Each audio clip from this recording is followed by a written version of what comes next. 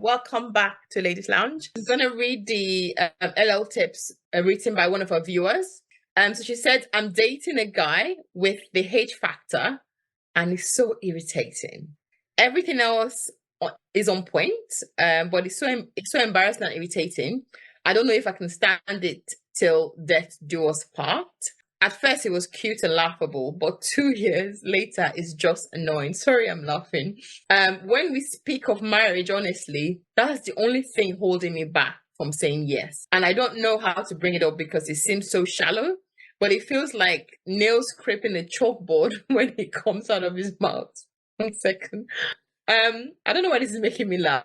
I have even resorted to trying to sway conversations away from anything that could potentially mean I hear the H factor, like egg. And when you say egg, you say egg and apple and apples and honey. Onions.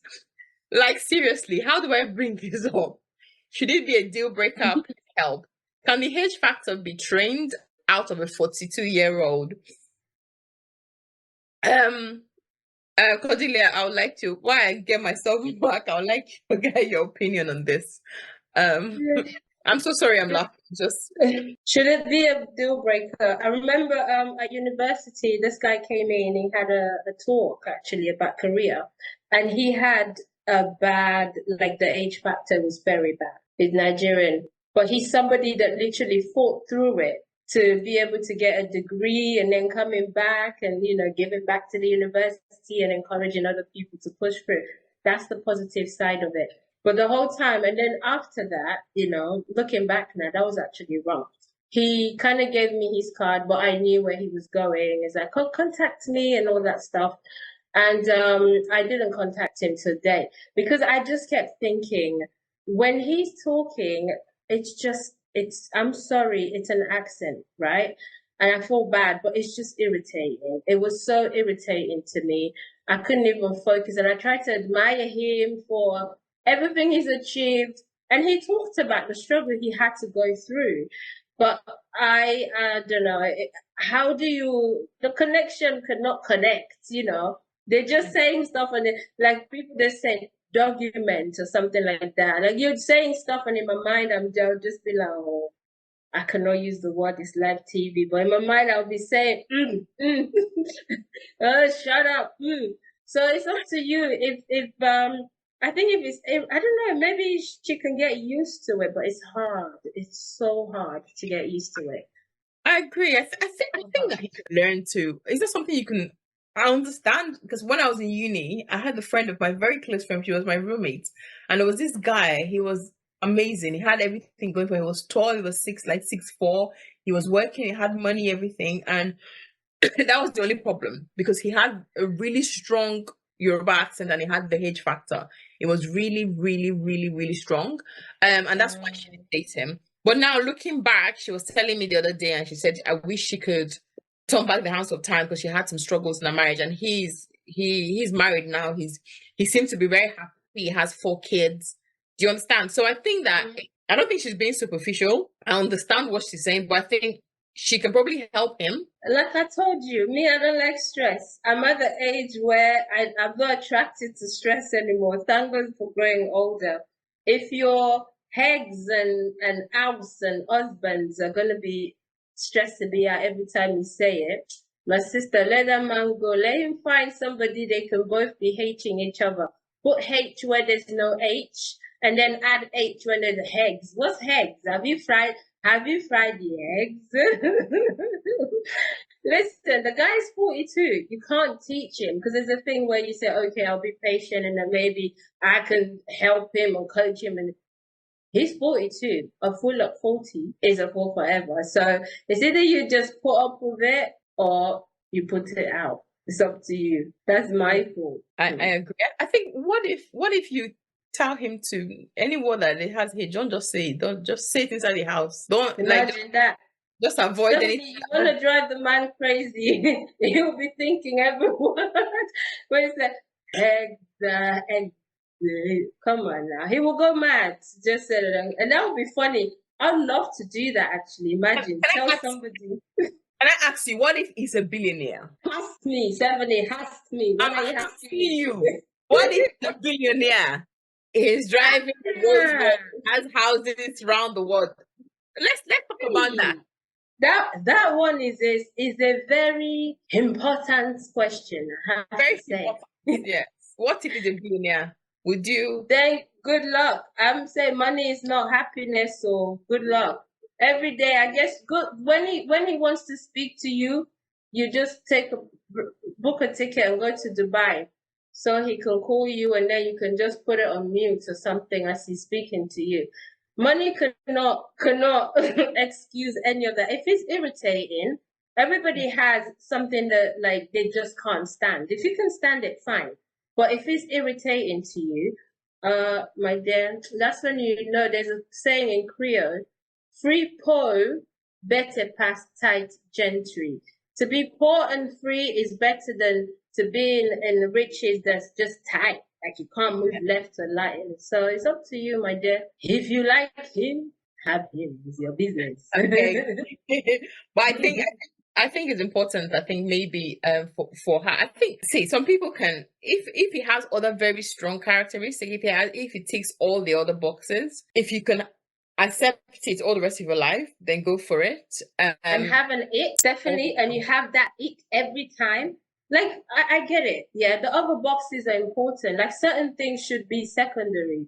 But an it, something that irritates you every time, my dear, free yourself. That's my opinion. Free yourself. But if you want to put yourself through that, because sometimes we fool ourselves, especially as women. We like to make up scenarios. Maybe it would improve. Maybe I can do this. Maybe I can. And that puts us in a lot of trouble, like quite a lot of trouble. They always say you either meet the person. It goes back to what we were saying earlier, right? Something should not have to be hard. Love shouldn't have to be hard. I'm not saying you not go through difficulties together. That's different. How you navigate through difficulties sticking with each other. But if it's becoming hard from the beginning, whatever you're finding difficult now, I promise you it can only get worse as you go along. And especially when you're used to the person. Because don't forget, at the beginning, there's always that thing, love is sweet at the beginning. After some time, you've seen every side of them. As you Nigerians will say, you don't see I'm finished. See I'm finished. There's nothing left. So after that, that's when those icks become even louder. There's so many ick factors. Like you can say, like you married somebody that snores heavy, because they're snoring and they're snoring heavy where you literally cannot sleep. You get bags, you're tired because that person cannot sleep, they just snore heavy. And then you've got others, like I know somebody, this person, like big boy, when I say big boy, this person think they're flexing. So they went to the UK, they went to Howard's, bought some like very English tea sets and stuff. And every day they're on social media. This is how they will hold the tea with a pinky finger and literally like slurping. And that turns me off so much. And this person every day they ask me, why don't you like me? Handsome, young, goes to the gym, rich, all of the factors you can think of. And I'm just like, I don't have time to be telling you that actually irritates. It does. Like I cannot take it. And another thing that gives me an ick factor, funny enough, is people that show off. I cannot stand show off. I don't care who you are, how much money you have. If you're showing off, I'm off of you completely. So just like sometimes I want to ask something actually, like in marriage, what do you do? Because there are some things you might not see them whilst you're dating. And then now that you're married, when everybody's comfortable, when, you don't put that, what do we guys call it? Our waist trainer anymore. The belly is left hanging, the breasts are hanging, everybody's hanging.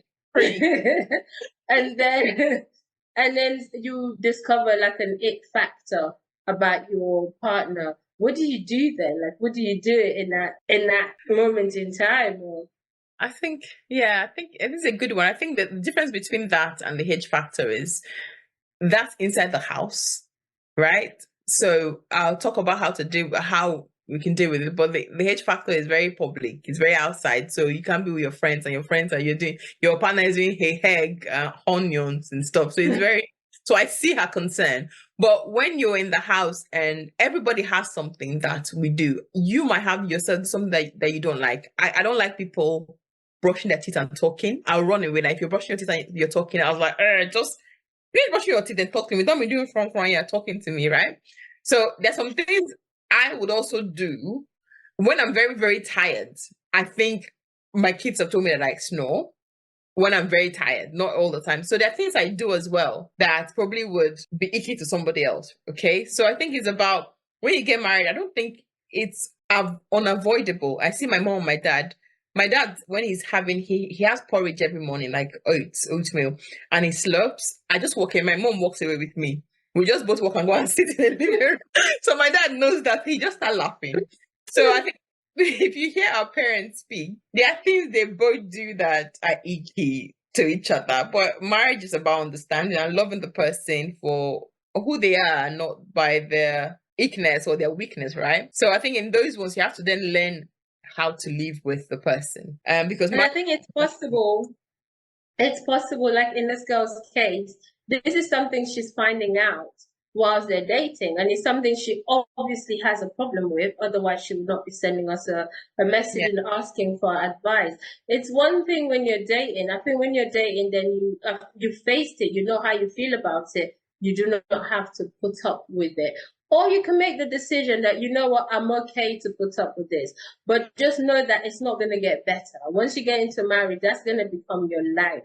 It's an everyday business. And like you said, this is not inside business only, it's outside as well. So first you're facing the ick outside, and then you have to face the kind of embarrassment as well that just comes with you wanting your partner to just shut up, literally. Be quiet, don't speak. In this place, I beg you, don't speak. For that egg. Imagine being, you know what came to my mind? Imagine being in somewhere like Cancun or somewhere like the Maldives, and I was like, can I have egg, please? Egg.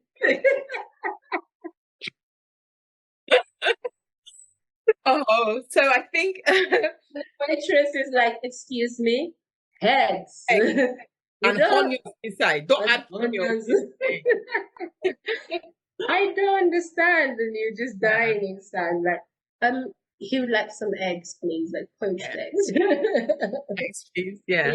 But yeah, girl. So I think for the writer, like, see how everyone has a tolerance level, right? Some people might not be an issue for them. Some people may just laugh over it and deal with it. But if it seems to be a problem with you, and if it's a problem, then maybe it's a good idea to not take the relationship further, because it's not going to get better, as you said. You're going to see more things. And if you already have one that, I think what she described it like someone scratching a wall. So can you imagine the level of irritation? It's best that you try and talk to him to see if he can change it. And it's very unlikely because he's 42 years old. And if not, maybe let it go. It's definitely being safe. They try and talk to him, see if he can change. You know he can't change it. Option, right? Give him the option. You can say there's a course that I can speak to someone that speaks speech therapies, speech therapy, and help him. Well, they can always, there might be a solution somewhere. There's nothing impossible. If he's happy to go into those kind of and take classes and try to change. There are people that have really strong accents, that take classes and learn to pronounce words differently. If he's open to that, then if he really loves you, he probably would do that. But if he doesn't, then I think that that's my opinion. What's your final word to her? Yeah, I mean, my final word, like the Christian side of me, the loving self side of me would say to you, you should not, it's not fair, you shouldn't have to like not be with somebody because of something they can't help. Yes, but at the end of the day, there's something called preference, and when it goes back to our first LL tip as well. When you go against your preference as a human being, you will feel it. They said, you, the lie on your pillow, the one that wear the shoes only know where it hurts, and it would hurt you when you go against your preference. So it's okay for us to say, you know what, this is not my preference. This is my preference. So at the end of the day, my final word is it depends on you. what is your preference? That's first of all. And secondly, like all jokes aside, can you compromise? Can you tolerate it? And just know that it's not going to get better. So first of all, accept it as it is. If you can live with it, then go for it. If you can't live with it, go for your preference. Great, amazing. Thank you so much. I hope that helps you make the decision. If you have any more questions or you want to write to us, we're at Ladies Lounge TV Show on Instagram and on Facebook. Thank you so much, Cordelia, for your time. It's just been great just chatting with you. And thank you again to our viewers out there. It's always lovely to be on your screen. This is all we have time for today. We would see you next week. Don't forget to tune in. Thank you very much and bye-bye. Yeah, bye.